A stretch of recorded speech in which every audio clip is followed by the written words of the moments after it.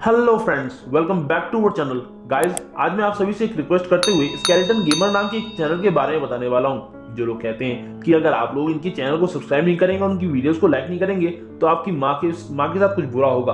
तो मैं आप सभी से रिक्वेस्ट करना चाहता हूँ कि आप सभी लोग इनके चैनल पर जाइए और इनके चैनल को इतना रिपोर्ट कीजिए कि इनका चैनल ही बैन हो जाए और इन जैसे लोग हमारे यूट्यूबर्स के नाम को खराब ना कर सकें। Thank you. तो लास्ट एपिसोड में हमने देखा था कि ब्लैक क्लाउड जैसे ही जियान चैन पर अटैक करने वाला होता है कि तभी जियान चैन लिटिल व्हाइट को बाहर आने के लिए कह देता है, जिस पर व्हाइट टाइगर बीस्ट किंग बाहर आ जाता है और वो सीधे ब्लैक क्लाउड पर अटैक करके उसकी गर्दन को तोड़कर उसकी जान ले लेता है, जिसे देखकर वहां खड़े सभी लोग हैरान और परेशान होने लगते हैं और चीफ भी काफी घबराने लगता है और सोचने लगता है कि आखिर ये जिंदा कैसे हो सकता है। हमें तो लगा था ये मर चुका है। जिसके बाद बीस्ट किंग जियान चैन के पास चला जाता है और चैंग रॉकजू को भी समझ में नहीं आता है कि आखिर ये सेकंड ग्रेड डीमन बीस्ट जियान चैन की साइड क्या कर रहा है और उसकी हर ऑर्डर को क्यों फॉलो कर रहा है। तभी लियून जी खड़े होते हुए कहता है कि मेरे फादर ने भी इसे अपने वश में करने की कोशिश की थी बट वो नाकामयाब रहे थे। शायद जियान चैन ने इसे अपने वश में कर लिया है और हम देखते हैं कि लियून जी डर के मारे अपने पैंट में ही टॉयलेट कर रहता है। लियून जी की बात को सुनकर अंकल टाइसन को समझ में आ जाता है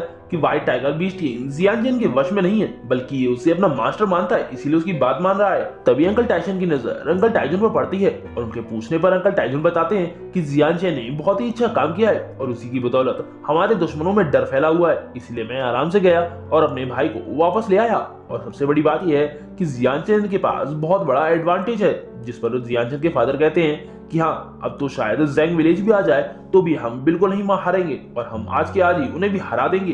इनकी ये बातें सुनकर ग्रैंडफादर इनके पास आते हुए कहते हैं कि अब तो सेकंड ग्रेड डीमन बीस्ट भी हमारी तरफ है, अब तो चाहे स्पिरिचुअल रैल्म का स्ट्रॉन्गेस्ट वॉरियर ही क्यों ना आ जाए हम उसे भी हैंडल कर लेंगे। और जिसके बाद वो खुशी से कहते हैं कि अब तो हमारे लिंक विलेज के क्राइसिस के दिन खत्म हो गए। अब ये सुनकर वहां खड़े सभी लोग गले मिलने लगते हैं और खुश होने लगते हैं क्योंकि अब उनके पास रोने की कोई वजह नहीं बची थी। जिसके बाद हम जियान चैन को देखते हैं जो कि चीफ से बोलता है कि क्या हुआ, तुम तो हमारे पूरे विलेज को डिस्ट्रॉय करने वाले थे, क्या हुआ अब करोगे नहीं। वहीं हम चीफ को देखते हैं जो कि व्हाइट टाइगर को देखकर ही घबरा रहा होता है और उसकी हालत खराब होती है और जैसे ही व्हाइट टाइगर एक धाड़ मारता है तो वो और ज्यादा घबराने लगता है और कहने लगता है कि यंग मास्टर लिंग, आपको कुछ गलतफहमी हुई है, ये सब तो एक गलतफहमी थी, मिसअंडरस्टैंडिंग थी, मैं तो यहाँ कुछ और करने आया था। जिसके बाद वो अपना माथा टेकते हुए कहने लगता है कि मैं गलत था, आज से हम दोनों की विलेज एक साथ है, आप इससे पहले जो भी हुआ उसे गलतफहमी समझकर भूल जाइए। जिसके बाद वो उसे एक स्टोरेज रिंग दिखाते हुए कहता है कि इसे मैं आज आपको डेडिकेट करना चाहता हूँ और उसमें उसकी जीवन भर की कमाई होती है। ये देखकर जियान चैन स्पीड में उसके पास जाकर उससे उसकी रिंग ले लेता है। जिसके बाद उसे कहता है कि हाँ, तुम आगे क्या बोल रहे थे। जिस पर वो चीफ कहने लगता है कि प्लीज आप मुझे छोड़ दीजिए और मुझे जाने दीजिए। चीफ को ऐसा करता देख लियून जी भी कहने लगता है कि मैं कितना बड़ा बेवकूफ हूँ जो मैं तुम्हें ऑफेंड कर रहा था, ये तो सब चैंग फैमिली और लिंग विलेज के बीच की बात थी, ये तुम्हें इस वुमेन के चक्कर में आ गया, आज से मैं इसे छोड़ रहा हूँ, तुम जो चाहे वो उसके साथ कर सकते हो। अब ये सुनकर चैंग रॉकजू कहने लगती है कि ये तुम क्या कह रहे हो। जिस पर लियून जी उसे एक थप्पड़ मारते हुए कहता है कि चुप कर, इन सब की जिम्मेदार तुम हो, तुम्हारे ही कारण मैंने यंग मास्टर लिंग को ऑफेंड किया। जिस पर चैंग रॉकजू कहने लगती है कि तुम्हारी हिम्मत कैसे हुई, तुम एक आउटसाइडर के लिए मुझ पर हाथ उठाओगे। जिस पर लियून जी उसके बाल पकड़ते हुए उसे जियान चैन के सामने पटक देता है और कहता है कि अगर तुम्हें अपनी जान बचानी है तो यंग मास्टर लिंग के सामने अपोलोजाइज करो और उसके सामने अपनी नाक रगड़ो। इसी के साथ चीफ भी चैंग रॉकजू से कहने लगता है कि अगर तुमने अभी के अभी जियान चैन के पैर चाटकर उससे माफी नहीं मांगी तो हम तुम्हें ऐसी जगह फेंक देंगे जहां तुम मौत आने तक तड़पती रहोगी और तुम्हें मौत भी नहीं आएगी। अब ये सब देखकर चैंग रॉकजू रोने लगती है और वहां देखने लगती है जहां सभी लोग उसे ही ब्लेम कर रहे होते हैं और फिर रोते हुए सोचने लगती है कि आखिर ये उसकी शादी क्यों हो रहा है, उसने आखिर जियान चैन को बिट्रे क्यों किया, उसने आखिर उसकी फैमिली को इतना ज्यादा ह्यूमिलेट क्यों किया और सोचने लगती है कि अब वो क्या करे।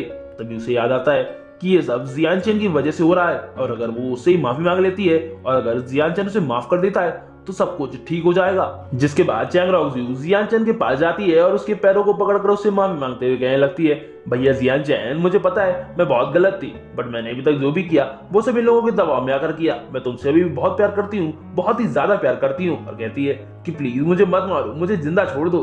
अभी सुनकर जियान चैन एक लंबी सांस लेता है और कहता है कि चैंग रॉकजू, तुमने ये एंगेजमेंट तोड़ दी इसलिए मैं तुम्हें इसके लिए ब्लेम नहीं करूंगा। जब ये सुनकर चैंग रॉकजू खुश होने लगती है कि शायद जियान चैन ने उसे माफ कर दिया है।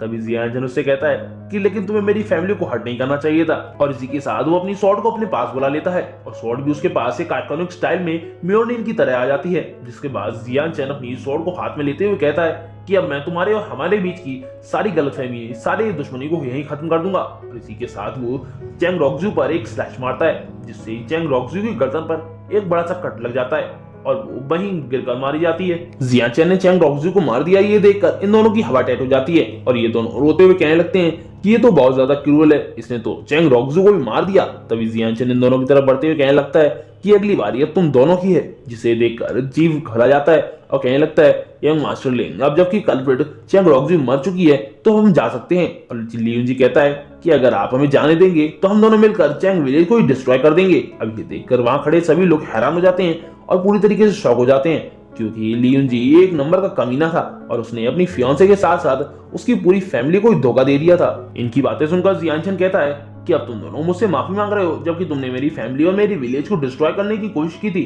इन सब की सजा सिर्फ एक ही है, तुम्हारी मौत। जिसके बाद जियान चैन व्हाइट टाइगर के साथ इन दोनों पर अटैक करने के लिए आगे बढ़ जाता है। अब इन दोनों के पास व्हील फाइट करने के अलावा कोई और चारा नहीं था, इसीलिए चीफ अपने स्पीयर के साथ व्हाइट टाइगर का सामना करने के लिए आगे बढ़ जाता है।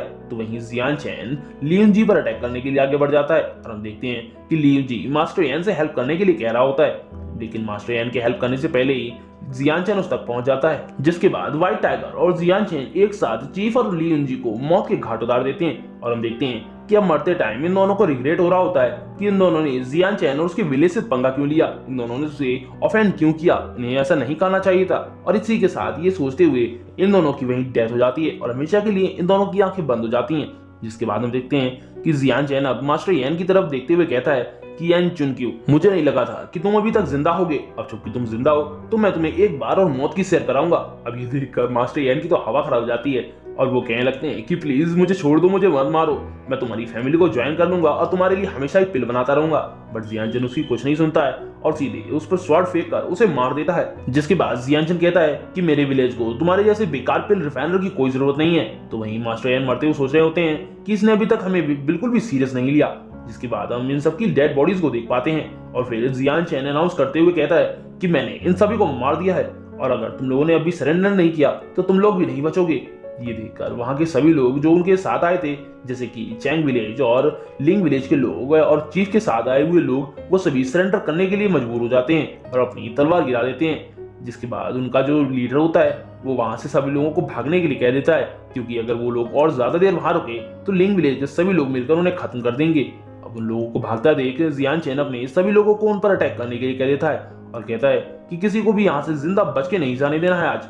जिसके बाद हम देखते हैं कि लिंग विलेज के सभी लोग उन सभी पर अटैक करने लगते हैं और एक एक करके वहां के सभी लोगों को खत्म करने लगते हैं। जिसके बाद हम जियान चैन को लिंग विलेज के एंट्रेंस पर खड़ा देखते हैं और वो मुस्कुराते हुए कहता है कि यही होता है जब हमारे लिंग विलेज को और हमें प्रोवोक किया जाता है। और इसी के साथ ये एपिसोड यहीं खत्म होता है। वीडियो पसंद आई हो तो लाइक, शेयर और कमेंट करना ना भूलें। Thanks for watching.